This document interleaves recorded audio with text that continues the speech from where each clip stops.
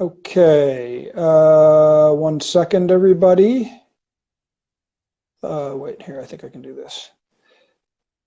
Bear with me. Um,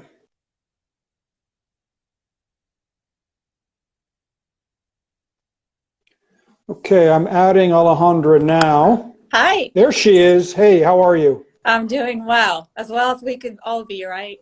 Excellent. No, yes, absolutely. So, Alejandra Guzman, the VP of Performance Management and Strategy, New Orleans Business Alliance. We're really happy to have you.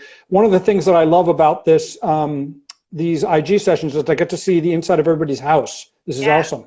yeah. I've So made some efforts to keep it clean that's good. and comfortable. Yeah. This is good. This is good. Actually, somebody put a comment on here that I want to read. Actually, two comments that I want to read before we get going. One All right. was from Dot Johnson. Very unlikely big festivals will continue in the fall. We got to find a way around that. New ways to festival. Small, tiny pop-ups with entrance quotas, online events. So that's interesting because we're also in events. So we want to go to sport. And then somebody said here, not here with negativity, but working very hard to restructure thinking on the year beyond the spring. Hello from an equally big festival city in Austin. Praying for NOLA every day. Stay resilient. That's cool. Yeah. That's great. And Um, likewise, I think that we're all rooting for each other through the entire world. I mean, this is yeah, unprecedented. yeah, Everybody in the entire world is going through something like this. yeah. No, no, absolutely. Absolutely crazy. So we just had Colin Ferguson of Where You Are on, who was also with us at our Indie Confab in New Orleans that you were at as well, Alejandra. So it was wonderful to check in with her. I'll just ask you the first question that I asked her, which is, what are you seeing around the city right now, especially from an economic perspective? Yeah. So a quick update on who I represent. So in case anybody does not know what NOLA VA is, it's the New Orleans Business Alliance, a public-private partnership with the city of New Orleans, and we focus on economic development. Before all of this crisis, we were doing work around workforce development, attracting new businesses and supporting our small businesses, and also working to revitalize neighborhoods around our city.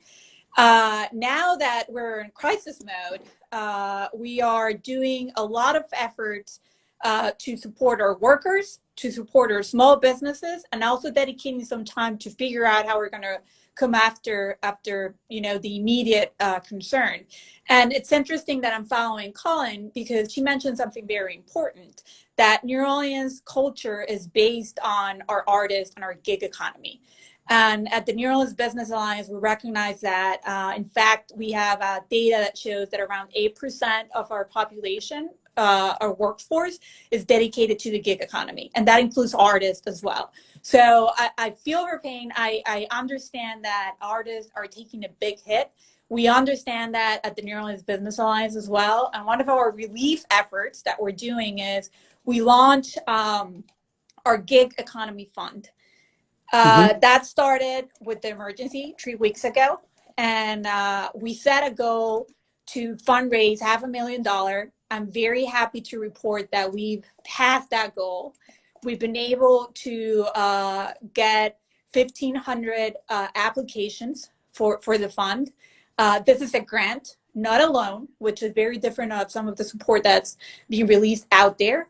And it goes from $500 to $1,000. And our intention is to subsidize some of the work that our gig economy are not having because everything stopped. We've also gotten support from local leaders. Gail Benson, which is the owner of the Pelicans and the Saints, doubled the amount of our fund 24 hours after we communicated that this fund was out there.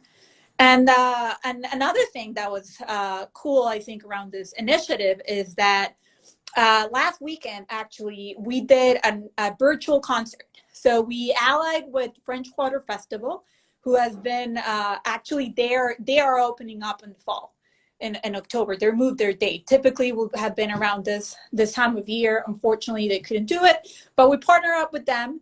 And we paid, there were like around a lineup of 6 or 7 musicians who performed safely in their porch and gave a live concert this Saturday. So it was really cool. We got more than 32,000 views on our social media. we were able to fundraise additional money, and most importantly, I think keep our hope alive and our culture alive through those difficult times. Oh, very cool. Love it. Yeah. Love it. That's great. I love that you're doing this. Now, one of the things that we've seen with this COVID-19 outbreak is that disproportionately it seems to be affecting minorities, which is very tough, obviously.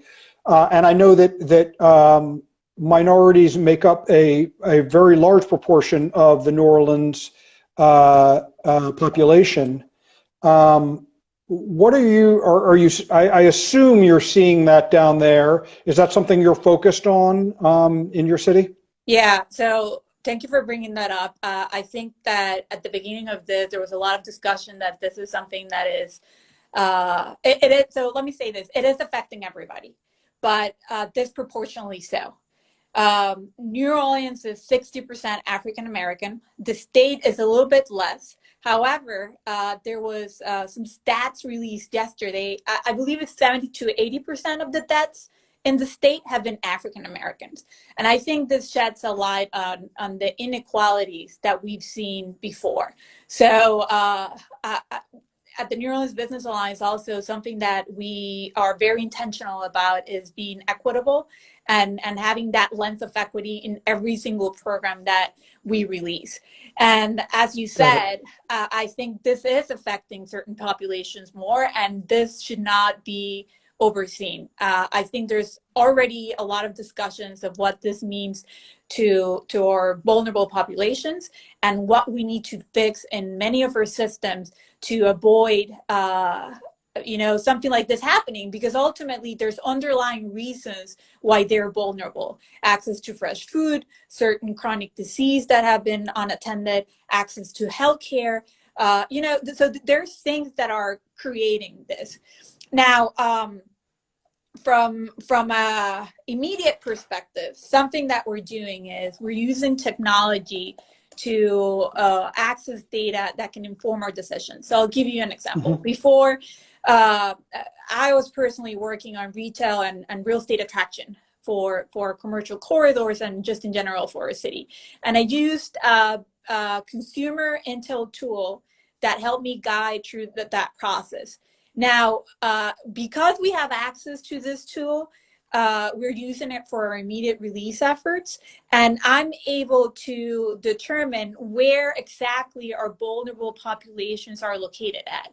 So this can help us inform, where should we be focusing efforts. We're sharing this information with the right organization so they can use it as well. And again, using technology to figure out who's our vulnerable population. But again, I want to really stress the point that you're right. This is not affecting everybody equally, and there are only underlying reasons why this is happening, and we need to acknowledge them, attack them in the immediate term, but also think about how in the long term we need to change that so it doesn't continue to happen. Got it. No, that's great. That's great. Those are all great points. So one of the things that I'm asking sort of everybody, just to get an idea from our constituents and our colleagues and everybody who's out there, is how are you personally staying sharp and positive mentally during this difficult period of time? Yeah, so it is tough. I'm not going to deny it. But one of the things I'm doing is keeping my routine. So I guess I'm fortunate that my work has not stopped, because in some way we are in the front lines addressing a lot of our crises. So the volume of work continues, but that doesn't mean that, you have to set a limit and then also stop for self-care and physical, care. So I'm keeping my routine, staying on top of things. And every day my husband and I are taking walks outside. We're cooking dinner. We're doing things that we should have been doing before, spending more time to plan our meals, going outside. When I say keeping our routine, we also have a stop, at a certain time of the day. Of course, if it's an emergency, we have to attend it, right? But if it's not, we put a stop to the day, and then, you know, we take care of ourselves and our things. Yep. It's great. We're also creating spaces where we feel comfortable. We each have our office, you know, we did our decoration as we needed to so we can feel comfortable, and just, you know, taking care of spaces is important. That's wonderful. That's wonderful. I will say that I think that the I think all the sneaker companies are probably doing gangbuster business, because I've never heard of more people taking walks in my life. So I know that I'm wearing my sneakers out, and I'm going to have to get a new pair soon. And so I'm sure you guys are the same there as well. Yeah. No, that's great. Alejandra, thank you very much for joining us. It's been fantastic to have you. And obviously,